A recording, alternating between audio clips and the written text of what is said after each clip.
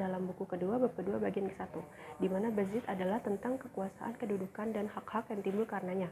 Pengertian bezit atau kedudukan terdapat dalam pasal 529 KUH Perdata, yaitu yang dinamakan kedudukan. Ialah suatu kedudukan seseorang yang menguasai suatu kebendaan, baik dari diri sendiri maupun dengan perantaraan orang lain. Sebelumnya kita sudah mengerti tentang pengertian dari babysitter. Selanjutnya saya akan menganalisis tentang kasus Charlie. Charlie melakukan transaksi ini dengan cara rasio, yaitu melalui perantara dari Betty. Kenapa Charlie bisa disebut sebagai babysitter jujur? Karena Charlie tidak mengerti atau tidak mengetahui kalau jam tersebut adalah milik Anis. Sesuai dengan pasal 531 KUHP Perdata, bahwa benda itu memiliki sebuah kecacatan. Berdasarkan pernyataan-pernyataan dari rekan saya sebelumnya, maka dapat disimpulkan bahwasannya Shirley merupakan seorang babysitter jujur.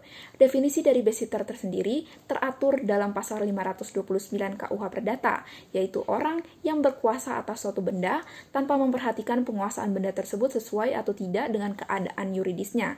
Dan apabila kita menelaah terhadap runtutan kasus yang ada, bahwasannya Shirley tidak mengetahui jam tersebut awalnya adalah milik Anis. Hal ini diatur dalam pasal 531 KUH Perdata.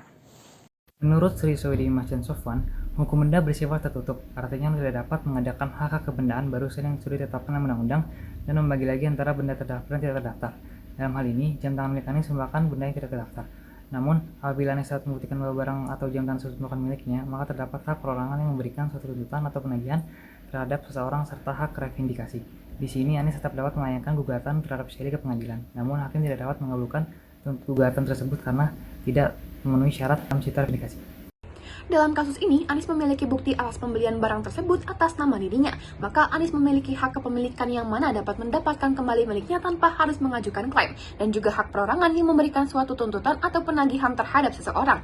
Dari hal tersebut, maka Anis memiliki hak revindikasi, karena dalam hak kebendaan berlaku asas prioritas. Artinya bahwa hak kebendaan yang lahir terlebih dahulu akan diutamakan daripada yang lahir kemudian. Dengan begitu, saat kelahiran hak itu memegang peranan penting, karena yang lahir lebih dahulu akan dibayar paling awal, sedangkan yang belakangan harus menunggu yang ada di depannya. Anis dapat melakukan gugatan kepada pengadilan, namun permohonannya belum tentu dapat dikabulkan oleh pengadilan. Karena untuk mendapatkan hak revindikasinya, Anis harus memenuhi beberapa syarat yang termuat dalam pasal 226 ayat 1 HR dan pasal 714 RV. Berdasarkan pokok persyaratan tersebut, Anis tidak dapat memenuhi salah satu persyaratan karena Shirley memberi barang tersebut atas dasar jual beli yang dilakukan oleh Betty. Oleh karena itu, hak yang dimiliki oleh Anis dan Shirley adalah sederajat.